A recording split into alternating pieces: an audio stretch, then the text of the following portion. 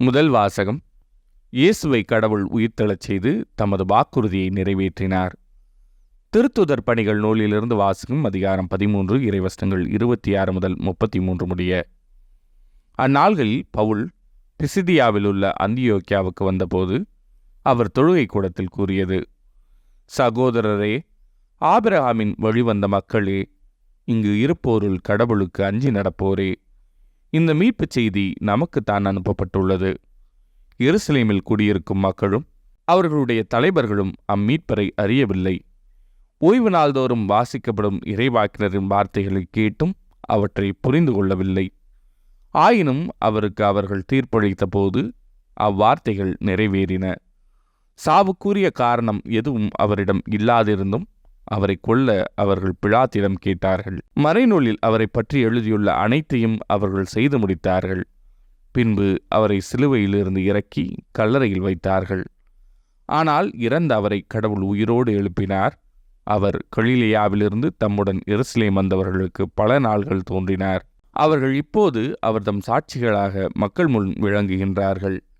இயேசுவை கடவுள் உயிர்த்தெழச் செய்ததன் வழியாக மூதாதையருக்கு அளித்த வாக்குறுதி அவர்கள் பிள்ளைகளாகிய நமக்கென நிறைவேற்றினார்.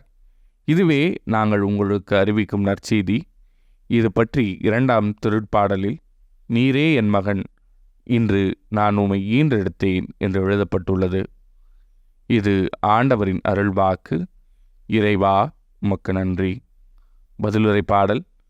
நீரே என் மைந்தர், இன்று நான் உம்மை பெற்றெடுத்தேன். என் திருமழையாகிய சீயோனில் நானே என் அரசரை திருநிலைப்படுத்தினேன். ஆண்டவர் ஆணையிட்டு உரைத்ததை நான் அறிவிக்கின்றேன். நீர் என் மைந்தர், இன்று நான் உம்மை பெற்றெடுத்தேன். நீரே என் மைந்தர், இன்று நான் உம்மை பெற்றெடுத்தேன். நீர் விரும்புவதை என்னிடம் கேளும். பிற நாடுகளை உமக்கு உரிமை சொத்தாக்குவேன். பூ உலகை அதன் கடையெல்லை வரை உமக்கு உடைமையாக்குவேன். இருப்புக்கோலால் நீர் அவர்களை தாக்குவீர். குயவன் களத்தைப் போல அவர்களை நொறுக்குவீர். நீரே என் மைந்தர், இன்று நான் உம்மை பெற்றெடுத்தேன். மன்னர்களே, விவேகமாக நடந்து கொள்ளுங்கள். பூவுலகை ஆள்வோரே, எச்சரிக்கையாயிருங்கள். அச்சத்தோடு ஆண்டவரை வழிபடுங்கள். நடுநடுங்குங்கள். அவர் முன் அகமகிழுங்கள். நீரே என் மைந்தர், இன்று நான் உம்மை பெற்றெடுத்தேன். நற்செய்தி வாசகம். வழியும் உண்மையும் வாழ்வும் நானே. யோவான் எழுதிய தூய நற்செய்தியிலிருந்து வாசகம். அதிகாரம் 14, இறைவசனங்கள் 1 முதல் 6 முடிய. அக்காலத்தில் இயேசு தம் சீடரை நோக்கி கூறியது: நீங்கள் உள்ளம் கலங்க வேண்டாம். கடவுளிடம் நம்பிக்கை கொள்ளுங்கள், என்னிடமும் நம்பிக்கை கொள்ளுங்கள். என் தந்தை வாழும் இடத்தில் உறைவிடங்கள் பல உள்ளன. அப்படி இல்லையெனில் உங்களுக்கு இடம் ஏற்பாடு செய்யப் போகிறேன் என்று சொல்லியிருப்பேனா?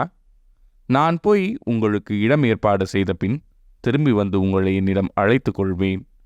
அப்போது நான் இருக்கும் இடத்திலேயே நீங்களும் இருப்பீர்கள்.